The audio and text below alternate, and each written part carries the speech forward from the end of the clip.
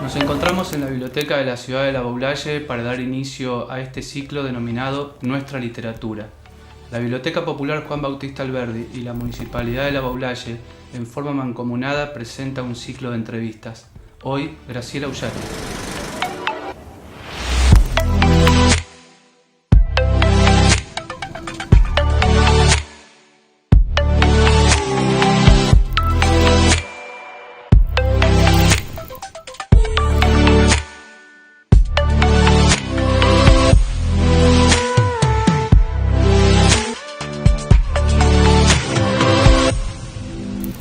Qué hermoso momento encontrarnos aquí en la biblioteca, en un rincón de este espacio tan querido para la ciudad de La Baulalle y poder llevar adelante una conversación con una persona también muy querida por los labulallenses que ha escrito y que justamente en este momento vamos a empezar a charlar con ella. Le damos la bienvenida.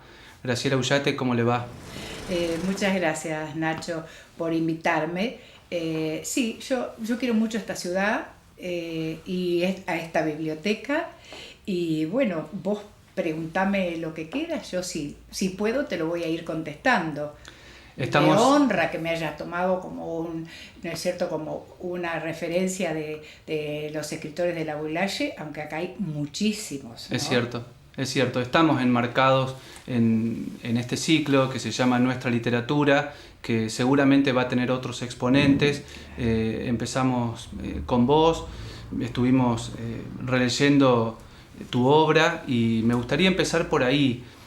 Tengo acá enfrente dos libros, que una cosa es la ficción, ¿no? En este caso Los hombres no lloran, un libro del principio del siglo XXI, 2001, 2002, sí, y por otro lado un trabajo que es difícil de clasificar, porque en un principio uno diría, bueno, es una investigación periodística, pero lo estuve leyendo varios de sus capítulos y por momentos uno no sabe si está entre una novela semi-autobiográfica, encuestas, entrevistas. Contanos un poco, Graciela, arrancá por el que vos quieras. Bueno, si vos querés que empiece por el de ficción, vamos, que es anterior, digamos, es como el primero, en que yo me largué a escribir, pero fue, digamos, en un momento de inflexión dentro de mi vida particular, ¿no es cierto? Dentro de mi vida como maestra y después como profesora. Y fue un punto de inflexión en que empecé, ya pasados los 40, a ir sacándonos los lastres que van quedando, ¿no es cierto?, en nuestra vida, de las influencias, bueno, de los padres, la rigurosidad, el estudio que tenés que estudiar, que tenés que hacer, llegar a tener un título. Después todo lo que hemos tenido metido dentro de la cabeza por las monjas, porque yo fui criada prácticamente, aparte de mis padres, por las monjas. Yo hice 5 años pupilas en el Colegio de Serrano, todo el primario prácticamente, de primero a sexto grado, y después hice de primero a quinto año pupila en La Baulalle, donde me recibí de maestra en aquella época. Le contamos a la gente, digamos, que sos nacida, oriunda, ya después vamos a hablar de ese libro, pero de una localidad muy, seguramente muy sentida para vos, muy particular, y también muy cercana a la ciudad de La Baulalle, porque hay otras personas que la recuerdan siempre con cariño. A Santa Regina, yo soy nacida en Santa Regina y vivíamos próximos a ese pueblo. De todas maneras, nuestros padres siempre trabajaban mucho y bueno, nos ponían pupilas porque ellos creían que era lo mejor. Claro. Ahora, eso también acarrea para nosotros una serie de prejuicios y como te decía, a los 40 y algo empezás a sacarte ese lastre y empezás a ver otra realidad y también la querés para tu vida. Y vas absorbiendo, pienso, un montón de historias de pueblo chico, de la cercanía con las personas, bueno, con los actores de esas localidades que después, me parece, las he visto de alguna manera en algunos de los cuentos que... Es cierto, aparecen muchos, porque nosotros criados en ese ambiente, por ejemplo, el paisano que va a pedir que va a anotarse a la escuela porque no había podido cuando era chico, era chico no había terminado la escuela primaria, y que quería escribir, esas cosas de paisanos, también, por ejemplo, cómo nos anotaban en los registros civiles, que nos anotaban el día que podían, había un registro civil para 3 o 4 o 5 pueblos de alrededor, claro, que en ese caso, próximo a Santa Regina, el registro civil estaba en Cañada Seca. Entonces, esas cosas sí se ven reflejadas. El habla, a veces el habla popular, el sentimiento, esa especie de ¿no es cierto?, de charla o de un lenguaje coloquial, que es más o menos, es más lo que me gusta a mí, el lenguaje coloquial. Y qué curioso porque has encontrado, esto es una opinión como lector, ¿no? Después de haber leído el libro de cuentos, Los hombres no lloran y otros cuentos, que has podido rescatar esa habla coloquial, ¿no? Ese lenguaje, y la has podido, digamos, mezclar con todo tu bagaje de lecturas de grandes escritores, de pasajes más urbanos, de situaciones históricas que exceden, por supuesto, a Santa Regina y a la Baulaye misma. Y ahí me he encontrado con algo que muchas veces los grandes escritores, me refiero a aquellos que son cánones, digamos, dentro de la literatura, a veces no tienen esa vivencia, ¿no?, del pueblo chico y de poder rescatar originalmente, genuinamente esas voces. Y eso está todo aquí dentro, y me gustaría que habláramos de algunos de los cuentos que aparecen en este libro. Vos preguntame lo que quieras. El primero, sin ir más lejos, esta famosa mujer que vive en un primer piso departamento B. ¿Qué es eso? Bueno, yo también, aparte de vivir ahí, cuando terminé la escuela secundaria, mis padres me mandaron a estudiar a Buenos Aires. Y después, bueno, ahí conocí lo que era la vida en los departamentos. Yo vivía también te aviso que vivía en un pensionado que también era de monjas, no era que nos iban a largar así nomás a cualquier lado. Eso de alquilar un departamento no existía. Yo te estoy hablando, yo terminé de maestra en el 1966 y hasta el 68 estuve en Buenos Aires tratando de estudiar. El mundo era tan amplio en Buenos Aires y ahí conocí otras cosas como la vida en los departamentos, cómo molesta a la gente, cómo hay gente que quiere vivir sola y de sus recuerdos o escuchando su música preferida y que alguien lo molesta, ¿no es cierto? En ese primer piso de departamento B, esta mujer protagonista del cuento está molesta por los ruidos típicos de un edificio, ¿no?, de unos adolescentes que están escuchando música, y de repente aparece algo que ya me he enterado que es uno de tus estilos: arrancar con el presente pero ir directamente hacia atrás al pasado y recuperar su infancia, claro, ¿no? Hasta llegar... Cuando se pusieron de novio con su marido, que ya no lo tiene, cómo había sido las primeras noches de casada, qué ropa usaban. Que usaban unos camisones cerrados hasta acá, con mangas largas, bordados, cómo se había bordado su ajuar. Es decir, esas cosas son recuperadas de nuestras tías, de nuestras abuelas, claro. O poco puedo decir de mi madre, desgraciadamente, porque mi mamá murió de 42 años. O sea que muy joven, y yo tenía 18 años, y en ese entonces había cosas que no se hablaban con los padres. Claro. Ni con las madres, muy poco. Entonces, eso sirve sentido mucho. Los recuerdos y las cosas que tengo son de mis tías, o también he tenido mucha gente cercana que te cuenta historias, y entonces de ahí voy recuperando algunas cosas. Claro, canalizado de alguna manera a través de la ficción. Exacto. Y ahí uno, cuando sigue recorriendo el libro, realmente quiero recomendarlo. Quizás mucha gente lo conoce, lo tiene en su casa, pero es cierto que pasa tan rápido el tiempo, que uno ve que generaciones de jóvenes y jóvenes y jóvenes que van saliendo, que a lo mejor desconocen tu obra. Y la verdad que me he encontrado con cuentos cortos, cuentos que tranquilamente pueden estar en la mesa de luz de una habitación o en un aula en un colegio.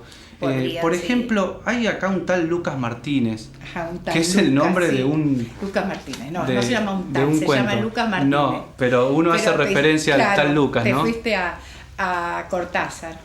¿Quién es Lucas Martínez en la historia? En la historia, Lucas Martínez es un hombre que en la época de la dictadura se fue a Europa, dejando su mujer y su hijo acá. La mujer le hizo frente a todo, se bancó, crió el hijo, y él aparece ahora cuando el hijo ya tiene 17 años, que han pasado 17 años desde la dictadura. Entonces, él viene muy... Ahí sí que... ahí está bien reflejado el estilo de ir del presente hacia el pasado, porque él está sentado en la mesa, en el sillón de la casa de ella, claro, sentado en la puntita del sillón como esperando una reacción, y cuando la mujer le ofrece un café, a él se le presenta, digamos, una situación recuerda una situación que lo sacude, y ahí se va en los pensamientos, cuando va a encender el cigarrillo, que recuerda una historia de que él está prendiendo el cigarrillo cuando se está yendo en la cola para tomar el avión, y en ese momento uno le golpea el hombro y él, bueno, queda paralizado, y el hombre le estaba pidiendo fuego. Es decir, ahí confluyen todo lo que uno, aparte de las lecturas, lo que uno vivía, vivió en esa época. Seguro, ¿no? El temor, digamos, y después el temor también de la mujer de que venga a querer recuperar su hijo, claro. no queda ahí. Y todo esto que estás contando, Graciela, que viajás en el tiempo porque él está en el presente, recuerda lo que fue su partida forzada de la Argentina, el regreso, la relación con lo que fue la madre de su hijo, lo que es la madre de su hijo. Todo esto en una página y media, digamos.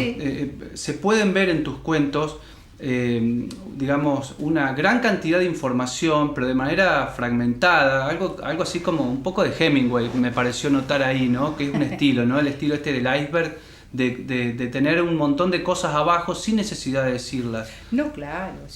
Muy interesante. Ese libro, imagínate todo lo que había leído, ya había hecho el profesorado, o estaba así, ya lo había hecho. Hay muchas lecturas atrás de ese libro.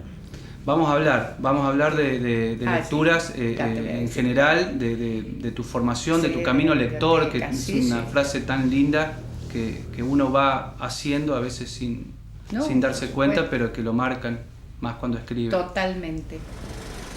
Si querés, del libro de Santa Regina, es como una deuda, como un reconocimiento a lo que hicieron nuestros padres, que vinieron, los abuelos, por ejemplo, que llegaron de Europa a Santa Regina. Claro, sí. No. Era la nada misma.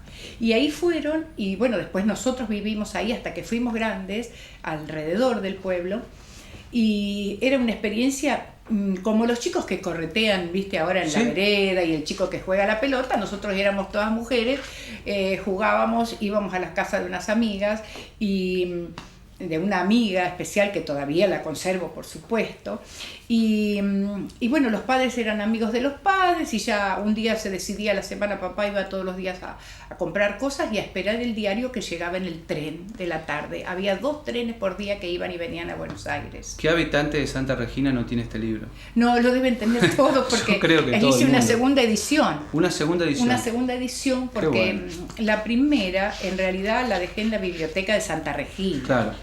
Para que las chicas lo vendan como un aporte a todo lo que he recibido en ese pueblo.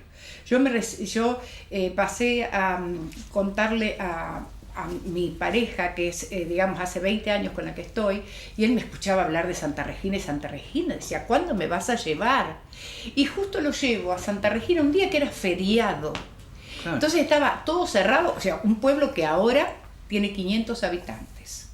Entre 500 y 600, estoy diciendo mucho, y en la época en que nosotros vivíamos pasábamos de los 1500, con toda la zona alrededor. Claro.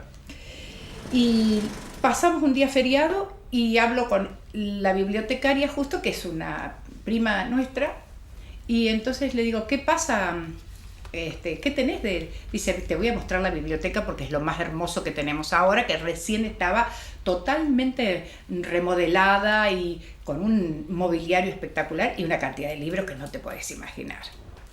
Y viene a la biblioteca y me muestra y le digo, ¿qué tenés de la historia de Santa Regina?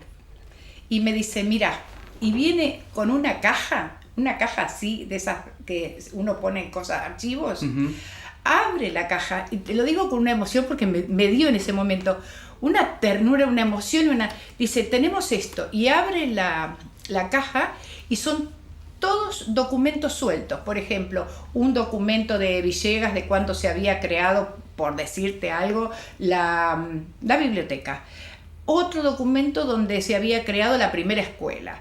Todos papeles sueltos. Era un tesoro pero local. Todo desperdigado. Todo a trabajar, en esa caja. A trabajar, dijiste. ¿Ahí o no? Claro, entonces le digo, pues qué bueno sería tener en un libro toda esa historia.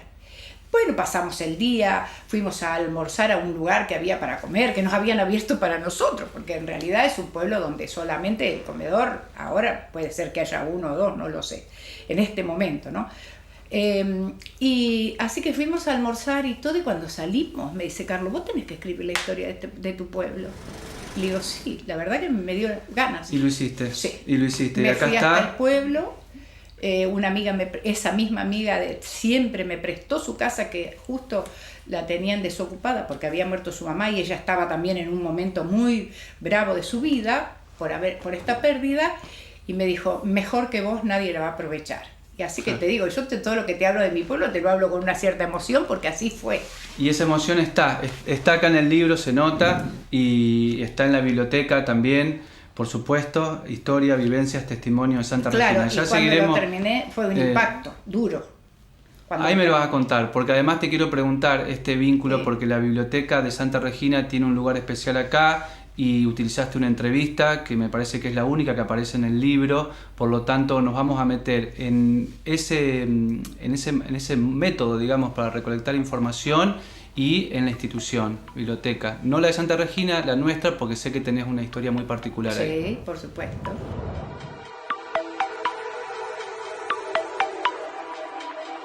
Los hombres no lloran, Graciela Ullate, Santa Regina, historias, vivencias, testimonios.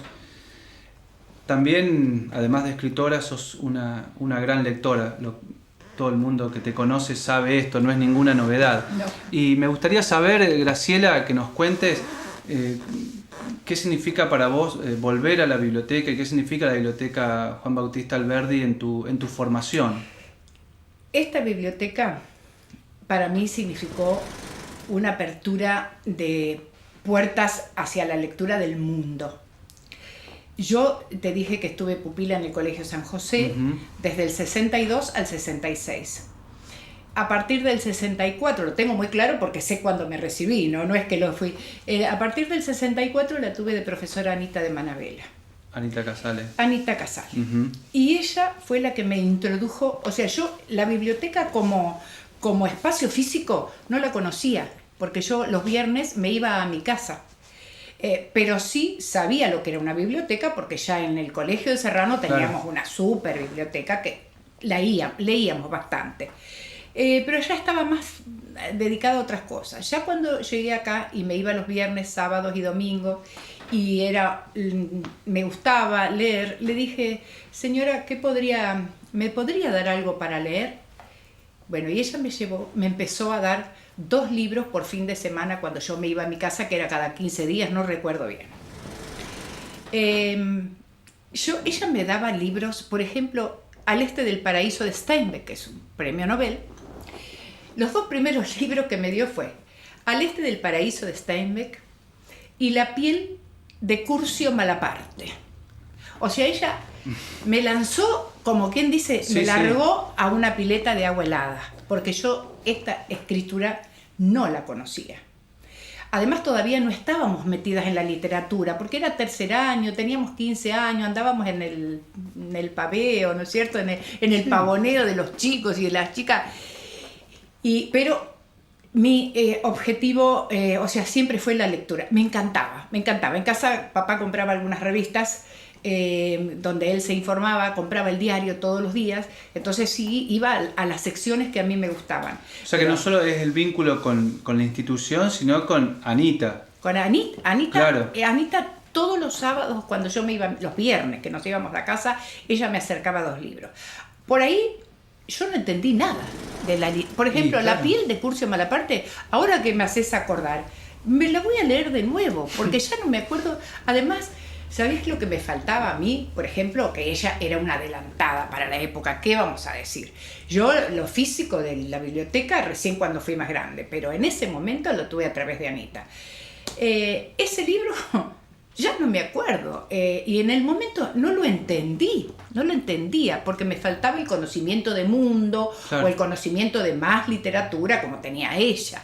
Ahora, cuando en 4º año empezó a darnos literatura y en 5º, que ya nos dio española y argentina y latinoamericana, claro. Ahí se te abre un mundo diferente, nos hacía leer mucho y ahí conocí los españoles, pero ella seguía dándome libros de la literatura universal. O sea, no lo que estudiábamos en el colegio, sino lo que a ella le parecía que me iba a servir. Por ejemplo, vos hablabas de Hemingway, ella me dio libros de Hemingway, ella me dio, por ejemplo, un libro, La Hora 25, que a mí me dejó, yo lo estoy releyendo, muchos de esos libros.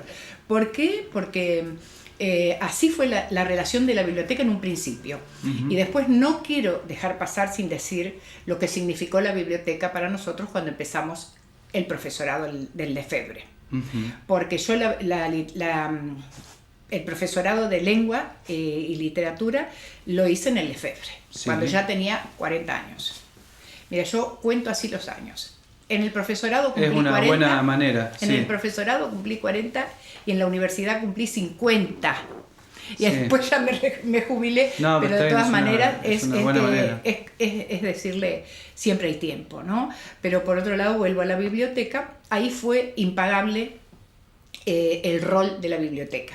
Porque vos que has hecho el profesorado, sabés que nos vamos a las literaturas de todo el mundo, que hacemos la literatura nórdica, la literatura europea, algo de... O sea, y después la latinoamericana, y ese rol lo cumplió esta biblioteca y los profesores que nos prestaban sus libros. Claro. ¿No? Pero en general acá estaba todo, porque en las colecciones de clásicos están. Lo que pasa es que son libros que uno no había ni pensado en leerlos. Y después a mí me sirvió mucho porque di muchos años literatura en el profesorado. Las otras profesoras me dejaban la literatura para mí y entonces en la biblioteca hemos encontrado toda clase de recursos. Qué bueno, Graciela, todo esto que estás contando es cierto, realmente. Después, hoy se vive una era digital que lógico, que los chicos copian y pegan de internet, pero hay bueno, otra son manera, otros caminos. Hay otra manera, yo creo que de hecho lo hacen, conviven sin ningún problema lo impreso con lo digital. No veo por qué no pueden hacerlo, pero digo, en esa época puntual que estás contando... Es nada más que libro. Claro, no había otro lugar con tanta cantidad de ejemplares.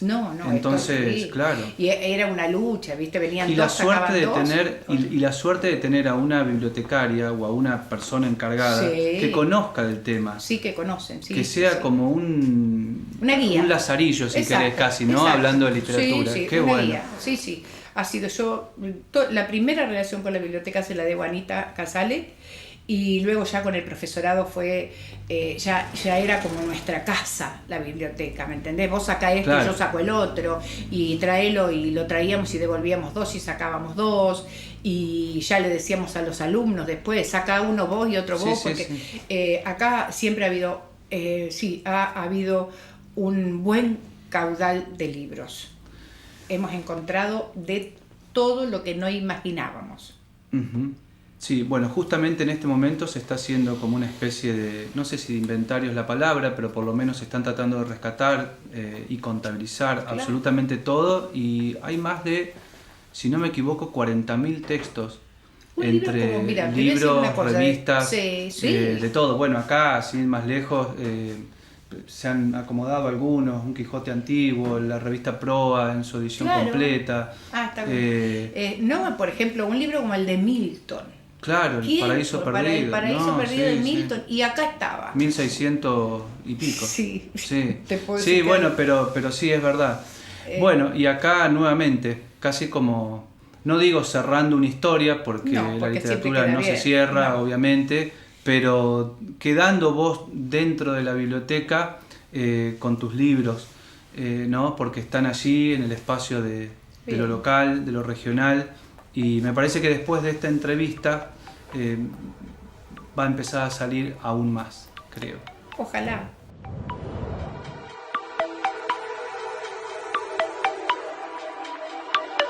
Hablamos de Santa Regina, hablamos de Los hombres no lloran, hablamos de la biblioteca, de tu relación con ella. Apareció el nombre de Anita, es imposible que no aparezca hablando de biblioteca y de educación en la ciudad de La Baulalle, Sí, ¿no? Tan cierto. importante. Y a mí me gustaría quedarme con este tema tan apasionante que son las letras, la ficción en general, y preguntarte, Graciela, entre todos los tipos textuales que existen, ¿no? La poesía, la novela, el cuento, qué sé yo, es interminable, leyendas, mitos, fábulas. Interminable. ¿En qué te quedás? En un principio, si tuvieses que elegir. Yo me quedo directamente así, lleno con la novela. ¿Con la novela? Sí, yo soy de la narrativa más que de la poesía, lo cual no quiere decir que no haya leído poesía. La poesía tiene esa concentración, ¿no es cierto?, del conocimiento o del sentimiento, por ejemplo, que te puedo leer de Borges hasta Miguel Hernández, por ejemplo, en los dos opuestos. Sí. Me encanta la poesía española, me encanta la poesía contemporánea, todo, pero me quedo con la novela. Te quedás con la novela. Pensé que ibas a decir el cuento. Bueno, el cuento me gusta más para escribirlo y también me gusta por lo sintético, ¿no es cierto? Yo en cuento... por ejemplo, el que prefiero es Abelardo Castillo. Ajá. Yo me inclino siempre por la literatura argentina. No voy a decir de otros países que no leo, porque leo mucho, bastante literatura española, pero bueno, siempre me quedo con la novela. Para leer, elijo la novela. Cortázar decía que el latinoamericano, para poner una cuestión genérica, colectiva, prefería el cuento y no la novela, diferente de Europa. De hecho, basta ver, ¿no? Los europeos son más novelistas que cuentistas. Sí. Los grandes escritores europeos han escrito grandes novelas y han incursionado en el cuento. En Argentina y en Latinoamérica no sé si es tan así como dice Cortázar, porque basta ver, ¿no? Que hay grandes cuentistas. Sí, en general. Y también grandes novelistas. Por eso yo creo que se da todo de una manera muy rica. Exacto. Por ejemplo, vos ves a García Márquez, tiene las novelas, pero si vos ves los cuentos, son partes de sus novelas también. Muchos de los cuentos son partes de su novela. Los personajes de sus cuentos pertenecen a sus novelas. O sea que sí, hay grandes cuentistas. A mí me gusta el cuento. Me gusta porque yo soy una lectora ansiosa. Hasta que lo tengo que terminar para ver qué pasa. Exacto. Entonces, me gusta la novela y tengo 2 o 3, digamos, líneas. Me gusta la novela policial. Ajá. Que empecé con aquellas del Séptimo Círculo, que eran prologadas por Bioy y Borges. Exactamente. Bueno, esas me encantaban. Y es que ahí hay una muy buena ruta para aquel que quiera. Me encantaba. Parece ser como un atajo, ¿no? Porque uno dice, bueno, acá tiene todo, pero te encontrás con una ruta interminable de no sé cuántas obras, lo mejor de lo mejor. Bueno, el policial, por ejemplo, argentino, me gusta Guillermo Martínez, en policiales. Después de lo policial, me gusta la novela, que me gustan distintos tipos, pero por ejemplo la novela que tenga algo de histórico. Si vos me decís Marguerite Yourcenar con Memorias de Adriano, es un libro que me apasionó. Hace poco me lo prestaron y empecé a leerlo. Es un libro extenso, como toda novela histórica, ¿no? Sí, es una novela muy ágil, muy bien narrada. Me encanta. Después algunas, no soy de las sagas esas de familia, porque no llego, pero por ejemplo literatura española contemporánea, por ejemplo, hay muchas mujeres que están escribiendo, como Rosa Montero, que es un semipolicial, el último, La Buena Suerte. Después María Dueñas, que escribió En Tiempo de Costura, que se refiere a la Guerra Civil Española. Con las mujeres está pasando algo, yo no sé si a esta altura llamarlo curioso, porque no, sí, no, pero no. Si uno ve la historia de la literatura, de 1950 hasta acá, tanto en escritoras como en elección para los lectores, para las lectoras en general, es muy grande cómo se ha volcado todo a la mujer. En la temática, acá en la biblioteca, sin ir más lejos, los 10 libros más leídos o más prestados del año 2020 son las 10 mujeres como autoras. Claro. Es toda una foto, ¿no? Es todo un dato. Claro, es todo un dato. Y después me gusta mucho leer sobre la Guerra Civil Española. Ajá. Pero siempre novelado, en general. También me gusta leer de lo que uno tiene conocimiento. Claro. Porque está bien que vos lees algo nuevo, pero saber de qué se trata. Yo traje el libro de una autora, lo traje anotado porque... ¿Que lo estás leyendo ahora? Ya lo leí. La pandemia me hizo releer todos los clásicos. Sí. Empezar a leer cosas nuevas, ¿no? Y autores desconocidos, pero los clásicos los leí todos de nuevo. Dejanos algunos nombres, porque sí, con esto siempre se aprende. Mira, los clásicos releí un montón. Ajá. Por ejemplo, Manuel Puig, me gusta lo que es histórico y también lo que va por el humor. Por ejemplo, Manuel Puig es un escritor con un estilo tan particular, que lo amo. ¿Qué releíste? ¿El beso? No. Cae la noche tropical. Es mortal, cosa. Son 2 hermanas, que una vive en Brasil y la otra va y se queda, y ahí hablan. Es dos chusmas que hablan sobre la vida de otras personas. Le cuentan, bueno. Es muy importante Puig a la literatura argentina en un momento puntual, ¿no? Me encanta. Releí Puig. Héctor Tizón, Sota de Basto, Caballo de Espada. Mira vos. Dolina, que es otro que me encanta porque va por el lado del humor, que yo lo tengo como un clásico. Eso que te estoy diciendo para mí son clásicos. Y también cuando estalló esta pandemia empecé a releer Camus, por ejemplo, que no me acordaba cómo era el libro de la peste. De 1984, o sea, sí, el de las ratas. Fuiste a la novela también distópica que le llaman, exacto, ¿no? Exacto. Orwell, George Orwell. Orwell. Sí. Y bueno, pero también todo lo que ya había leído, porque empecé a mirar y digo, de todo esto, ¿de qué me acuerdo? ¿No? En la biblioteca. Y empecé a leer, pero profusamente. Yo no me aburrí nunca en esta pandemia. No tengo así como una depresión, ni una sensación. No.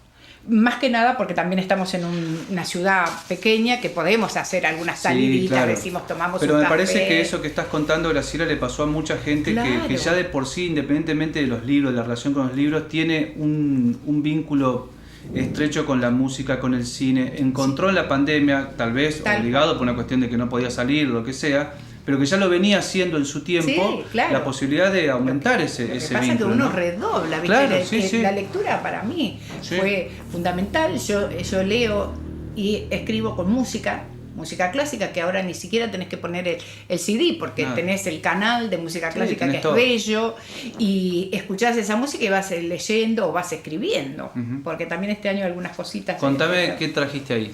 Yo te traje para recomendar, a ver, aparte de los que nombré recién, por supuesto, los clásicos son clásicos. Le vamos a dejar a la gente esas recomendaciones. Los Fuegos de Otoño de Irene Nemirovsky. Bien, anotado. ¿Sabés a dónde murió? Esto lo recupera. Esta historia la recuperaron sus hijos o sus nietos, porque ella murió en 1942 en Auschwitz. Claro. Era judía, pero vivía en París. Cuando se desató toda esta persecución, no tuvieron modo de poder nacionalizar la francesa, que al final tal vez le hubiera llegado igual, y bueno, murió en los campos de concentración. Se llama Los Fuegos de Otoño. Es interesante. ¿Cuántas novelas se han escrito últimamente con la claro, temática de la con la Segunda temática. Guerra? Bueno, también series, películas, ¿no? Sí, también leí Catedrales de Piñeiro. Ajá. El gueto interior, por ejemplo, que también tiene que ver con eso de... Porque yo soy media reiterativa con la temática, ¿no? El gueto interior es de un argentino que también se llama Santiago Amigorena. Ajá. Es al que le gusta la introspección, ¿no es Parece cierto? una novela de Hesse. Es una novela, ¿no es cierto? Sí. Él es un argentino, se llama Santiago Amigorena y está radicado en París.